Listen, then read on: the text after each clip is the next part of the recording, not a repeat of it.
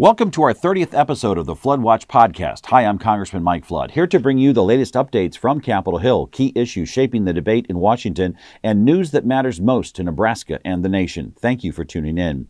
I'll start by recapping my recent town hall in Columbus. I believe town halls are important.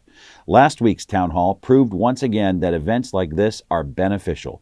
I heard directly from Nebraskans on issues that we all care about and learned about concerns regarding veterans and veterans care. Please know that serving our veterans is a promise our country has made, and it's a promise our country will keep. This was my first town hall in Columbus, and I was especially pleased to have the Columbus High School students in attendance.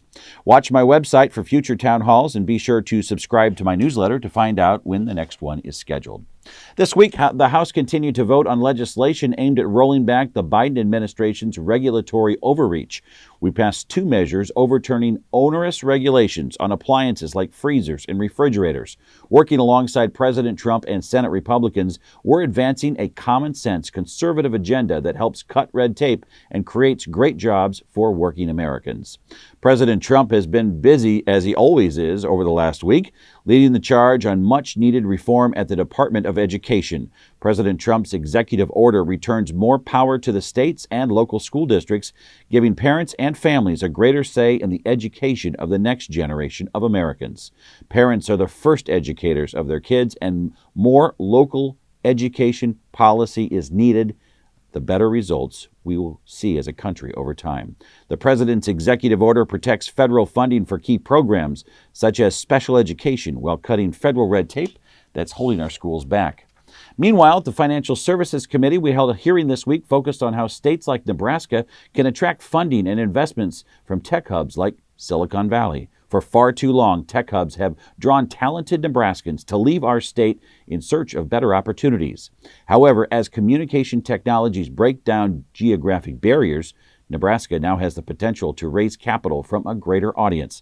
I asked our committee's witnesses about building entrepreneurial communities in Nebraska that can power the next generation of innovative companies in our state.